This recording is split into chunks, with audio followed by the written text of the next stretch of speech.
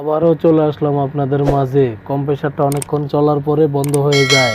এখন উপরে এসে চেক করে দেখি এম্পিয়ার ঠিক নিচ্ছে না, ফ্যান স্লো ঘুরার কারণে, যার কারণে ফ্যানটা অনেক গরম হয়ে বন্ধ হয়ে যায়। এম্পিয়ার ঠিক না নেওয়ার কারণটা হচ্ছে যে ফ্যান স্লো ঘুরার কারণে ডিসচার্জ করতে পারে না, সেই জন্য এম্পিয়ারটা ঠিক নিচ্ছে না। আমরা ফ্যানটা আগে খুলে রেখেছি যাতে ভিডিওটা লম্বা না হয়।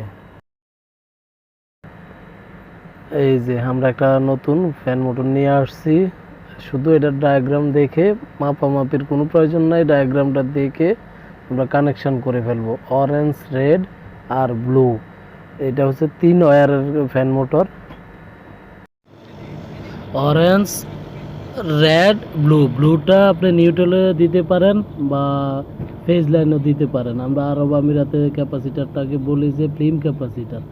এই যে আমরা ব্লুটা নিউট্রালের মধ্যে দিয়েছি, আর রেড যেটা ওইটা দিয়ে দিয়েছি কমন, আর এই অরেঞ্জটা তো রানিং, ফ্যানের রানিং।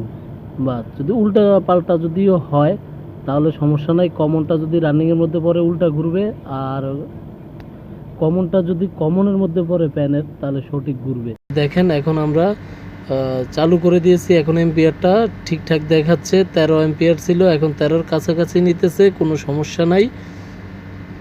এখন মোটামুটি ফ্যানের স্পিডটাও বেড়ে গেছে।